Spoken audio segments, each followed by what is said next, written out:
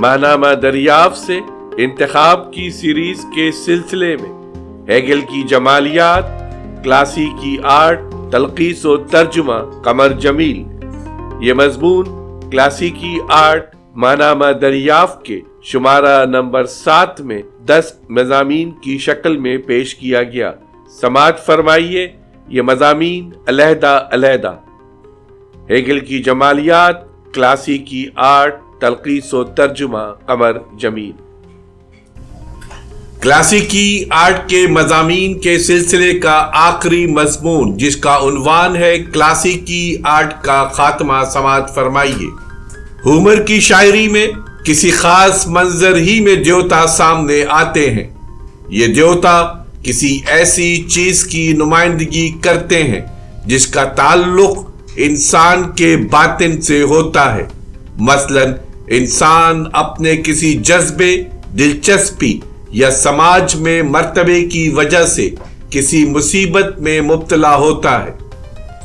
Humour کی شاعری میں یہ دیوتا انسانی معاملات میں بعض اوقات اس وقت مداخلت کرتے ہیں جب انہیں مداخلت نہیں کرنی چاہیے، یا ایسے وقت میں مداخلت کرتے ہیں جب اس مداخلت کا تاثر مزاحیہ ہو جاتا ہے۔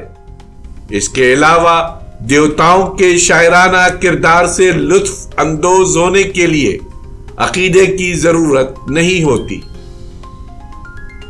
دیوتاؤں کی کثرت کسی روحانی مجموعیت کو پیش نہیں کرتی۔ ان کے رویے انسانی ہوتے ہیں اور ان سے یونانیوں کی صفت بشریت ظاہر ہوتی ہے۔ یونان کے آرٹ اور مذہب دونوں انفرادی دیوتاؤں کی شکل میں ظاہر ہوئے۔ دیوتاؤں کی ان منفرد خارجی شکلوں میں کوئی داخلیت نہیں ہے۔ یہ ہے کلاسیکی آئیڈیل کا عمومی کردار۔ چنانچہ انسانوں کو ان دیوتاؤں میں کوئی روحانی جوہر نہیں ملتا۔